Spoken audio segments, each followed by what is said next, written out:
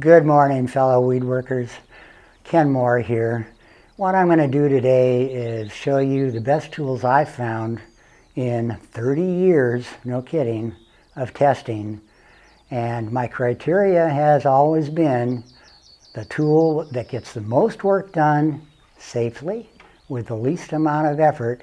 And also, some of these tools can be used to not have to use herbicides to eradicate the plants that we work on. First tool I'm going to show you today is called a chopping hoe.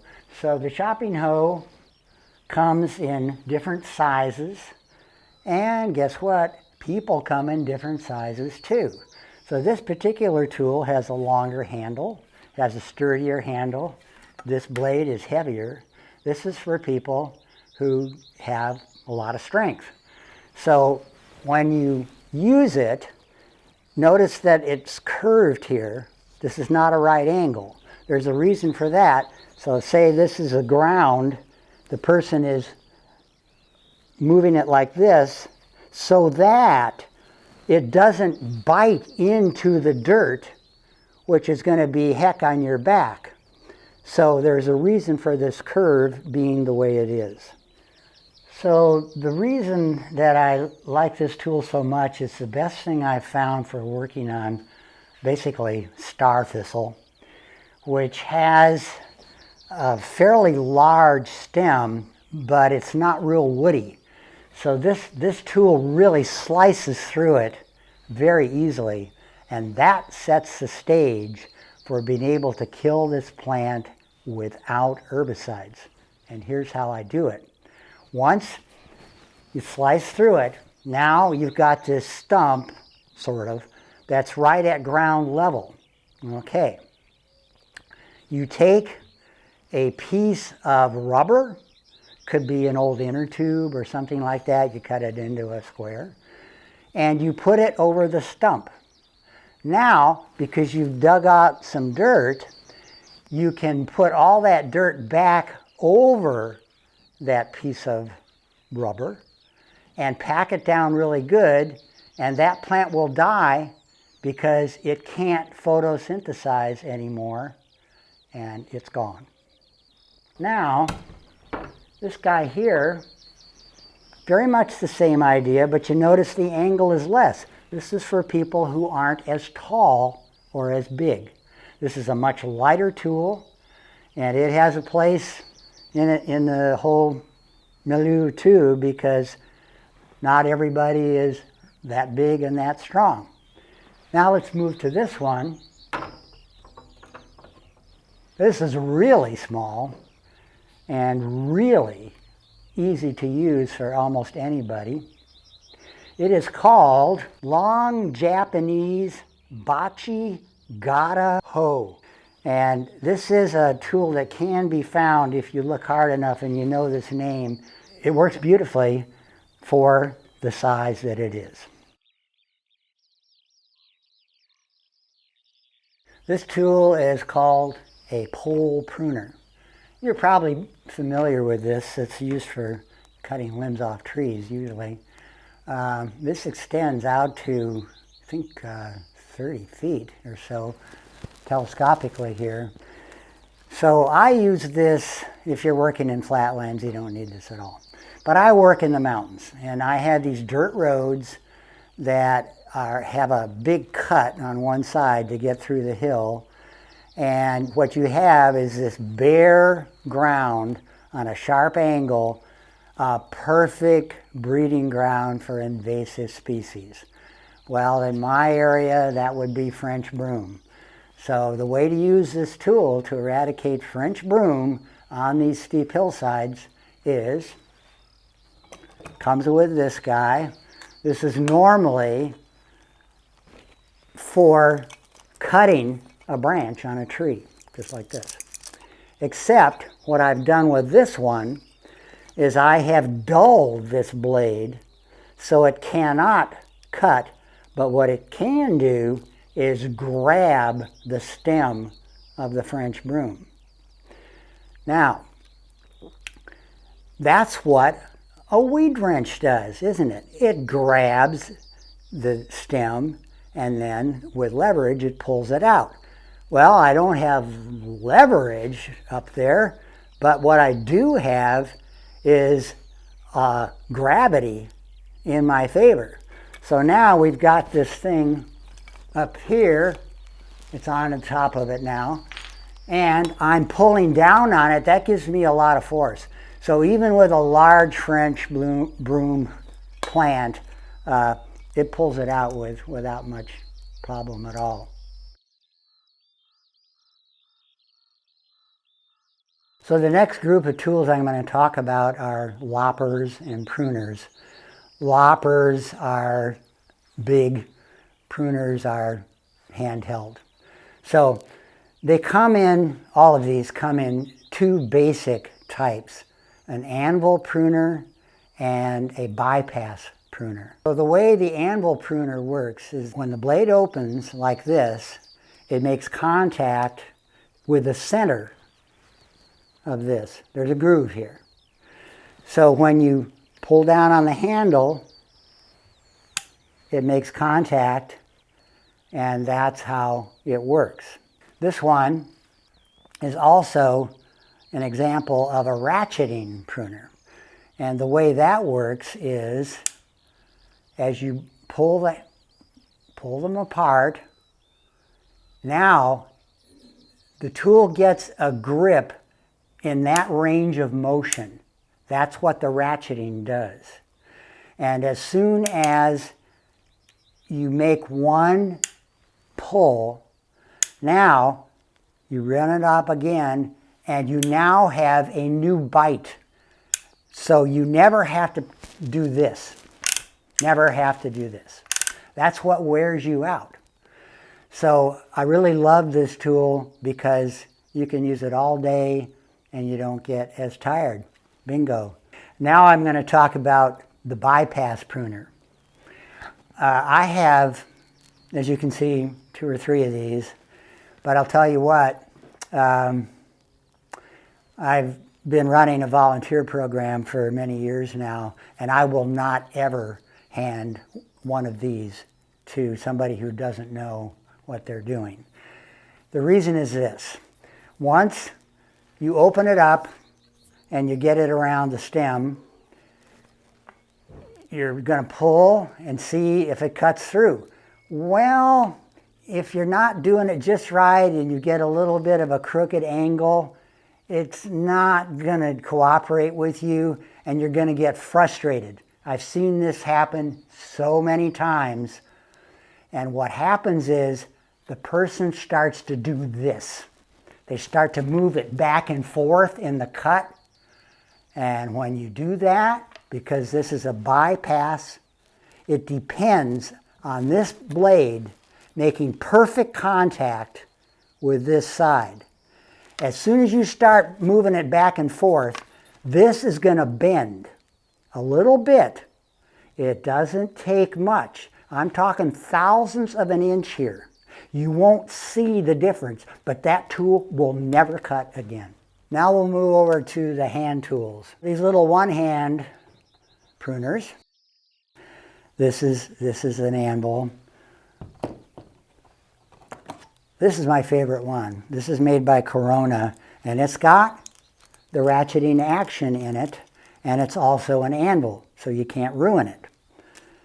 Good tool, doesn't cost very much, and why wouldn't you? So this tool I like a lot. I can put it in my tool belt over here, and it's really handy for a whole lot of things. It opens up pretty far, and with this action here, it actually gets a pretty darn good bite with not very much muscle needed. The next tool I'm going to talk about is called the scythe, and it is a tool that is as old as history itself practically, and through the years they got everything right. This goes back again to the Roman era. Unfortunately, in the United States, this tool never caught on, and the reason it didn't was because there was a scythe that was British design, and the name of it is Seymour, S-E-Y-M-O-U-R. I used one myself when I was a kid, and I hated it. It's a really bad design, not to put too fine a point on it, but it is. And that's the tool that existed in the United States, and that's why nobody liked using a scythe.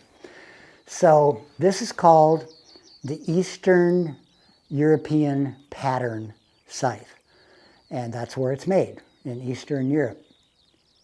It's a night and day difference. So the way this tool works is you'll notice that it has not just this curve, but it's a little harder to see that there is a little bit of a curve this way, and there's also a little bit of a curve this way. And I know this is kind of hard to see on the camera, but it's there. So when you are using this, this tool relies, and it's made for cutting crops, grass crops, oats, wheat, barley, things like that. So all of those are thin-stemmed grains, and the way this tool works is it makes contact with the stem right at ground level. That's really key, because if you try to cut any grass up high, it's just going to bend over because it's too supple, and you're not going to get anywhere with it. So that's why these curves exist. When the scythe is down on the ground, it's going to make contact, because of these curves, it's going to make contact in kind of an oval area, right about here, right about there. That's a feedback loop to the person who has the scythe in their hand, and they know that they're in the right sweet spot of where this tool should be. And it'll sound like this on concrete. But on the ground, you won't hear the sound, but you get the feedback through the feel of it. So now the plant is susceptible and vulnerable to this tool cutting right through it because it can't bend over anymore. Now, the other thing you need to know is that there is a learning curve to getting familiar with this and having it really work for you. But again, because it was made for cutting crops, grass crops, which it's ideal for, we don't have those kinds of grasses here in North America for the most part. For most of us in the United States, it's going to be this one, which is a very sturdy blade. This blade actually weighs more than this one does, no kidding. This thing will cut through all of that big stuff that none of these other ones will. This guy here that I have on now, I last used at a place where I could get by with it. I think I used it on poison hemlock. And poison hemlock succumbs really well to it, even though it has a thick stem, because the stem is hollow. So therefore, a smaller blade like this can cut right through it. This is called a snath, not a handle. That's just the name that it came with for all these centuries, so that's what I use. The snath, by the way, is adjustable for each user. Depending on how tall you are, you're going to want these to go further up. When you're tall, when you're short, you want them to go down. And they slide and they hold with a little nut on each end there. So this one snath can accommodate virtually any user.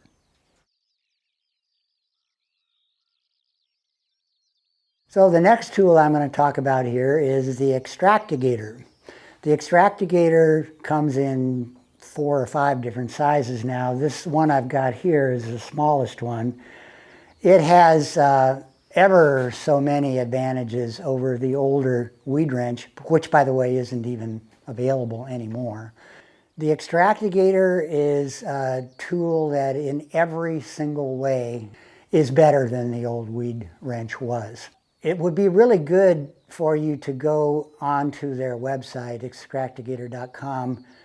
He's got a new model out now that is very large, very large.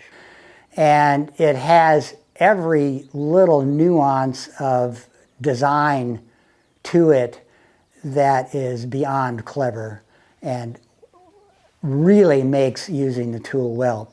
On his website, there's a video of him showing the tool in use on what is practically tree-sized plants.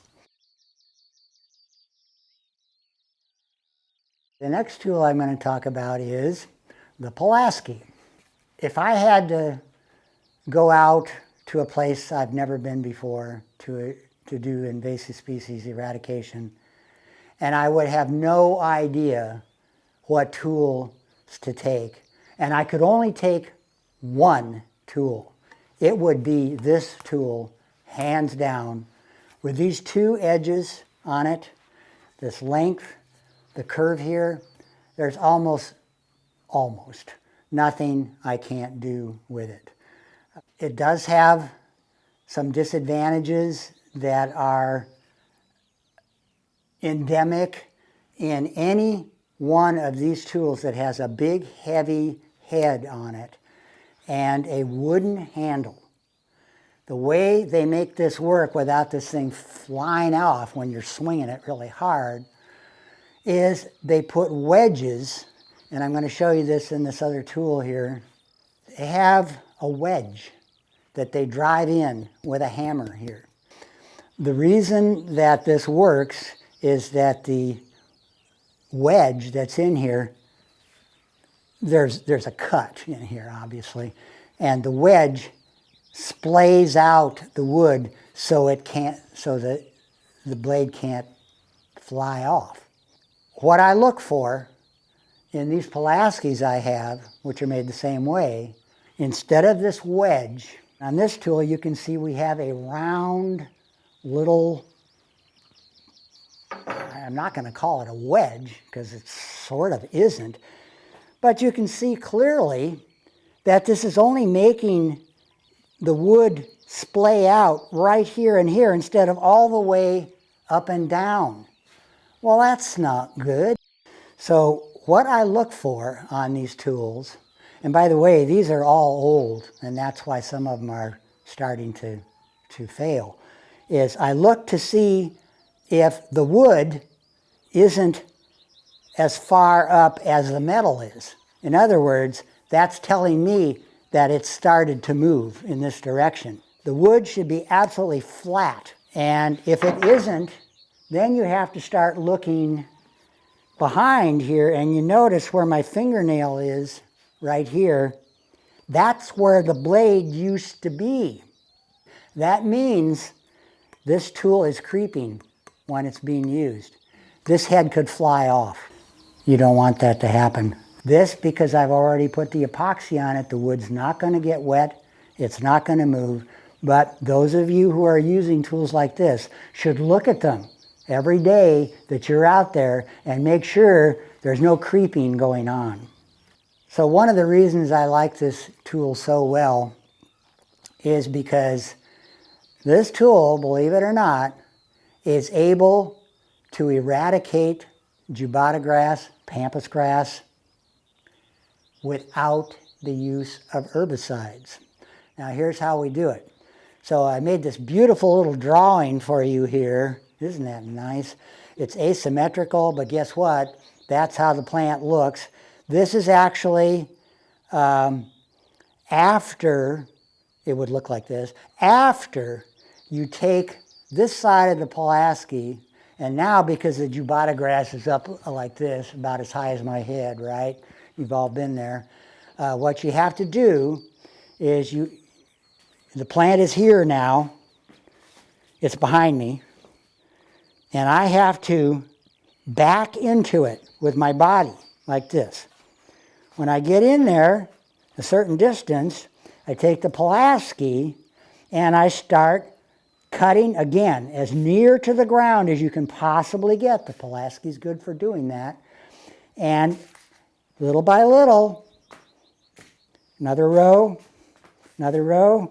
Pretty soon, you've come all the way to the end. Now, what you've got is little, I call them rosettes, which are clumps of the jubata grass, pampas grass, it's all the same, that through stolons are connected to each other. So it's this united we stand, divided we fall syndrome. The first thing you've got to do is break that bond between those little rosettes so you can deal with them individually. So after you've gotten the plant cut down, you go with this edge, the axe edge. And again, this is like cutting a layer cake. You do this, chop, chop, about that far apart, and then you turn around, go the other way. Now you've got all these squares. You've bitten down pretty far. And now what you do is you flip the tool back over again. Now you are going to chop into and under each one of these squares that you've just made, because you've gone both directions with the Pulaski now. What you do is you put the Pulaski like this under it now, and when you get under it, watch my hand, you push it this way. So now the lever arm is here, and it's going to bring this thing right up a square that you just can hold in your hand and throw it in a big bag to get rid of it. That's where the plant is alive. Jubata grass is a very short amount of it is underground. The root system is very short. So this will get under it, and you won't have any regrowth. It takes a while to do, for sure, but you don't have to use herbicides. While we're on the subject of Pulaskis, well, this doesn't look much like a Pulaski, but really it is what I call a baby Pulaski. It's got an axe edge and it's got a hoe edge. The problem with this particular one is it's a very cheap tool, and I've looked and looked and looked to see if I could find a better quality one. I did find one, and it is called a Cutter-matic, which is basically what this is, Cutter-matic. The next tool I'm going to talk about is hand saws. The Japanese pattern for saws is 3 different bevels on the blade. With those 3 bevels, the use of this saw is about twice as easy, at least twice as easy as any American saw has ever been. Again, not to put too fine a point on it. So the old American saws, you grab like this and you push them. When you push them, what's going to start to happen is the blade is going to start to flex in the cut, especially if it's a little dull. Well, that creates a huge bind in the kerf, and it's just going to just exhaust you to do the cut. I know, I grew up using one. This is a lot more recent, and again, they got it right. They've been building unimaginably beautiful wooden castles and everything else with these hand tools. No kidding, no power tools. So the way these work, again, is on the pull stroke. So the blade never flexes and binds in the cut. Most Americans don't know this, So they start trying to push this saw. My favorite way to use these saws is strapped to your lower body, and if the scabbard saw is wrapped around, I'm not going to take the time to do it, but the beauty of it is that you can get this tool out at any time, even though you're sort of in a compromised position here, and use it. And then put it right back in. The scabbard saw is just slices through anything practically that's woody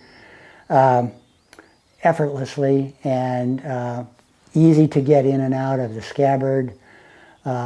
When you're standing and walking around, it isn't in your way. So it's one of those tools that I find to be invaluable. The next tool I'm going to talk about is the machete. Big sigh here. I'm just going to put it point blank. The machete is the most dangerous hand tool you can use. This tool was designed to be used in the South American jungle with very succulent plants. If you try to use this configuration on plants in North America, you're going to be hurting because you don't have enough control over this to hit the woody plants that we have. So you're going to go with your one hand down, say this is a tree here, imaginary tree, and you're going to go down, and what's going to happen, because you can't control it with one wrist, it's going to glance off rather than penetrating the tree. Not every time, but it only takes one time to screw up.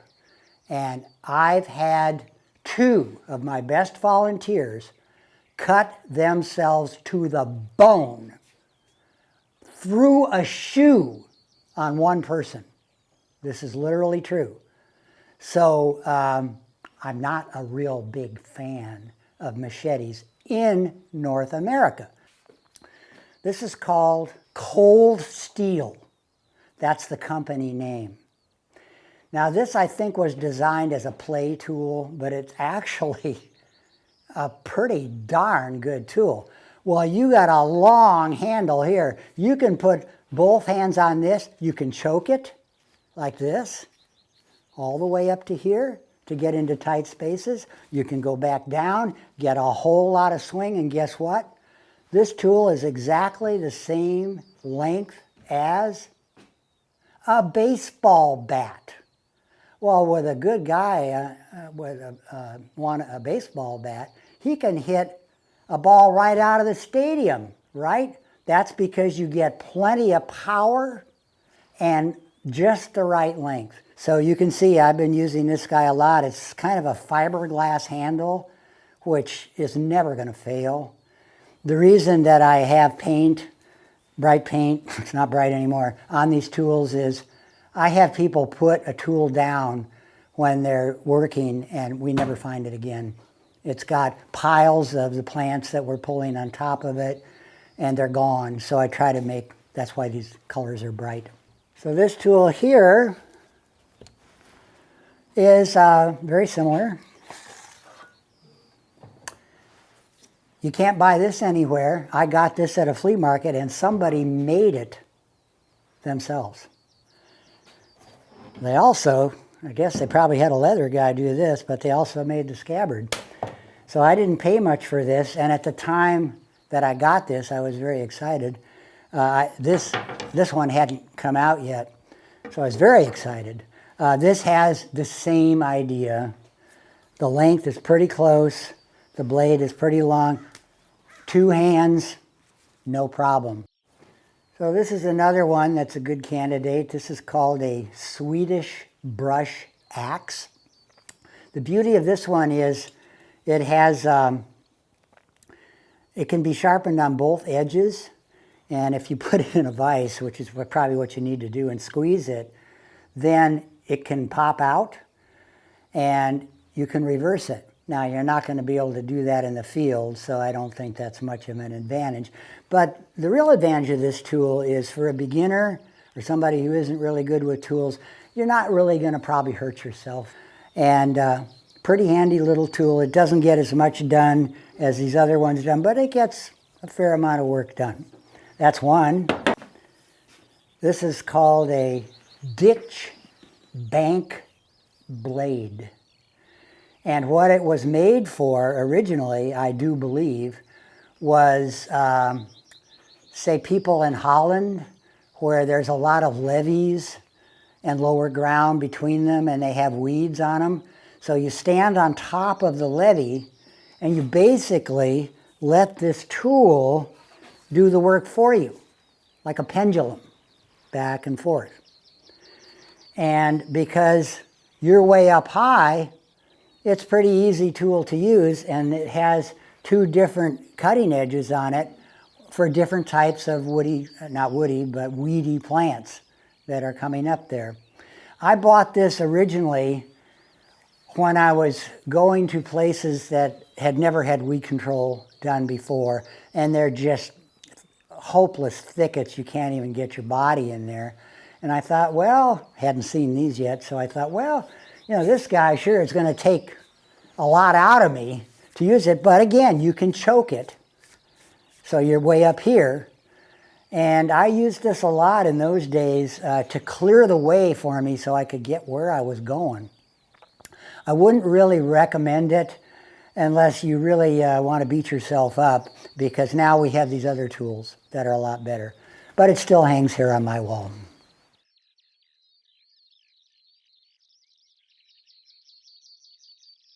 Flaming is a weed control system that I came up with here many years ago now, because I was in a place where I was getting 30 or 40 volunteers out every day, and boy did we get a lot done in 14 different parks in 3 counties here, and we got a lot of broom pulled.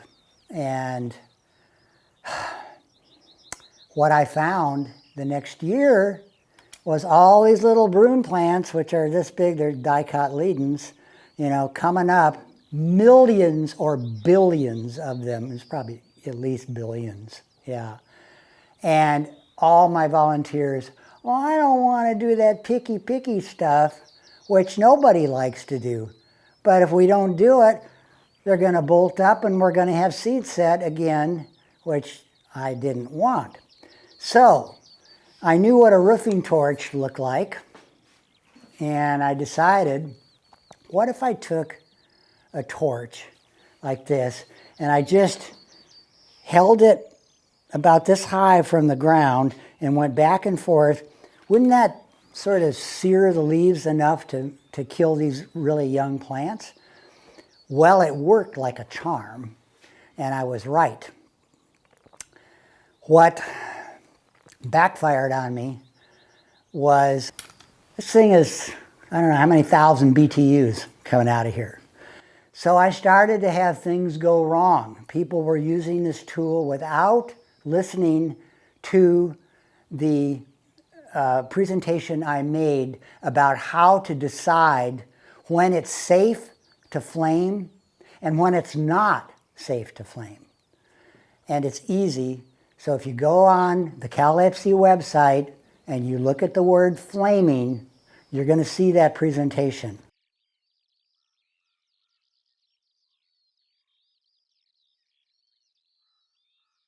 Now we come down to the chainsaw. Well, I'm a woody plant control guy now. Most of my broom areas are at the point where they're not woody anymore. They're little seedlings. So I've taken on acacia, eucalyptus, all sorts of big trees. And I've been using a chainsaw pretty much all my life, so I think I'm pretty good with one, but I have to tell you, to start out with this right away, I have witnessed some horrible accidents with chainsaws where people just got nonchalant and hurt themselves really badly because they weren't paying attention to what they do. So, just to give you an example, if you take the scabbard off and you try to penetrate, let's say there's a tree right here.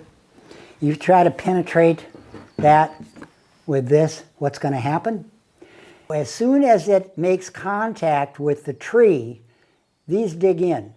What does that do? It makes the saw go just like this. Whoomp! Right up. You could kill yourself doing that, but I've never seen that happen, but I've seen some really horrible accidents. Yes, you should always wear this. And you should always wear chaps. Most of the danger with chainsaws is not in the face and upper body. It's in your lower body, because that's where the saw starts to go down when you're not using it, although many times it's still turning. And this is Kevlar inside of here. So there is a law in California now that states that you cannot use a chainsaw without having the chaps on, which is good. Now, I know I scared you, but chainsaws are an incredibly efficient tool. So let's go into the pluses now. And what I want to do now is talk about how you can use a chainsaw, if you know what you're doing with it, to kill a tree without using any herbicides. Now, here's the way that can happen. I mean, you need to know how to do this. Cutting a tree down can kill people too. If it falls in the wrong direction and there's other people around, they're going to die or be maimed for life. So again, I just want to reinforce this over and over again. Never use a chainsaw until you've been trained and you know what you're doing with it. We have this tree. We've cut it, so now there's a stump here and there's the trunk. What you want to do is take some time and energy, hopefully you have some help, get your Pulaski out, get your shovels out, dig a trench around the stump of the tree, and get it down as far as you can so that you can get in the hole with your chainsaw. Now you've got the exposure of the trunk of the tree. You're down in the hole with your saw. You can cut a new cut and maybe a foot below the cut you made, but it's a little bit under the ground now. That's the whole idea. The cut you make, the new cut, is a little bit under the ground. All right, same principle as before with the other tools. Once you've made that cut, instead of using herbicides, you take your rubber little whatever inner tube and place it over the stump. And again, you backfill the whole thing with the earth that you've dug up, tamp it down really well. That plant, that tree cannot come back. It can't photosynthesize. It's gone.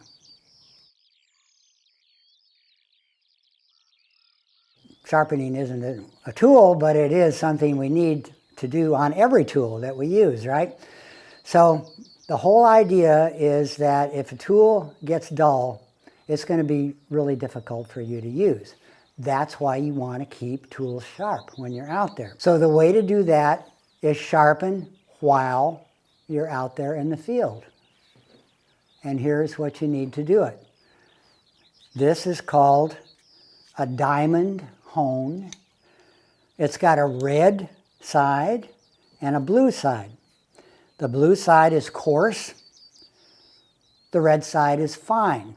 Well, when you're out in the field, and again, I'm going to show you in a minute what I do at home, what you really want to do is you want to get the tools sharpened before you go out in the field with all the ability you have to do it in your shop. or your friend has to do it in his shop. So once you're out there, this is when this one comes into play, to keep the blade sharp, not to sharpen it from scratch, okay? So the way that is done, and I should mention this too, this is a little thing called a hand block sand flex. So this is a very important part of sharpening, whether it's out in the field or here in the shop. And what this does, and I'm going to demonstrate it for you here, it's a very abrasive surface here, and you need to get all the gluck off the edge of your tool. Otherwise, all of the sharpeners you're going to use are going to get clogged up with all that gluck, and they're not going to work. So what you do is you take this guy like this, and you may even be able to see this as it goes here. Doesn't take long. That's about it. Turn it over, do the other side. This is a two-side blade. And there it's starting to get unglucky. So the way you sharpen in the field is you get a good grip on it, and then you do rotary motions first with the coarse side, little circles like this. But it's very important to remember you have to look at the bevel that is what is sharpening, and make sure that you don't violate that. You can feel exactly where it is. It doesn't take long at all. And then just go in rotary motions like this. The beauty of the diamond hone is it does not require water. If you do what I just did and get it all cleaned out, those diamonds are going to cut through anything else that's there. So now we turn it around, do the same thing on the other side. Again, watching for the bevel. First the coarse side, then you flip it over, then the other side. You can actually hear the difference between them. So that's a field sharpening. It's rough, but it's what is available to you to do in the field. So this is the go-to tool to do it. So now what I'm going to talk about is the sharpening that needs to be done before you get out in the field. For that, you pretty much need a vise. Hopefully you have someone who has one.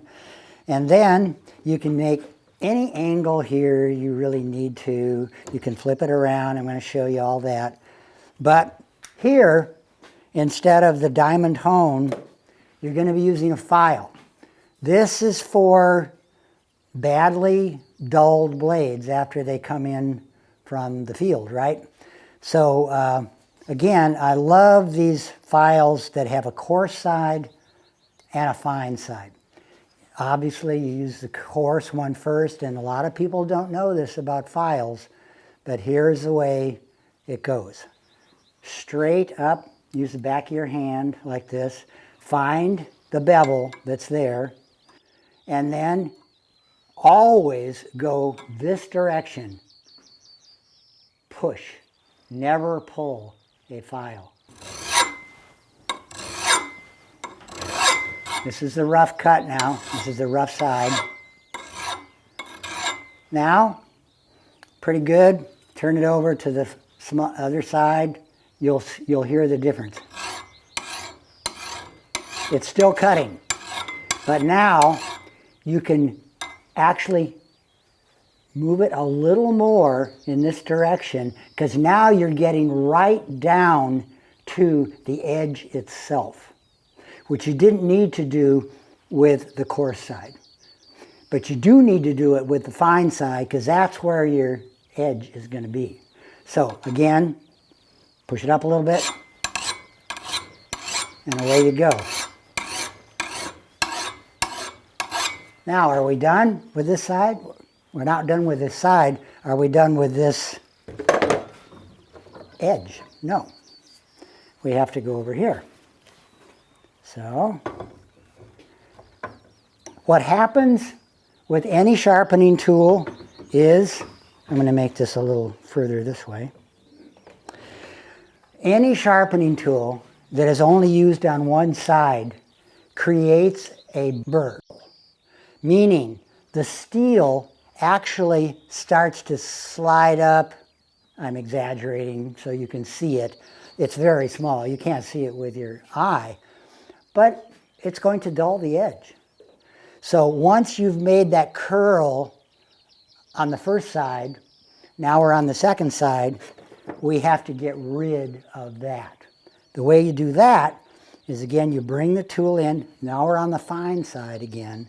And instead of trying to do this, which is going to create a burr back on the other side you just were on, no. You want to do this. Just as quick but firm pull. And that's all you need. That edge is almost sharp enough for me to shave from. Now, when you get out in the field, it's going to get dull again, and you got to go through this pretty much every single time. One last thing I want to add is about the file itself. The brand I still like, and I think this is probably the only one still made that is very good, is Simmons. It's Simonds. It's made in USA.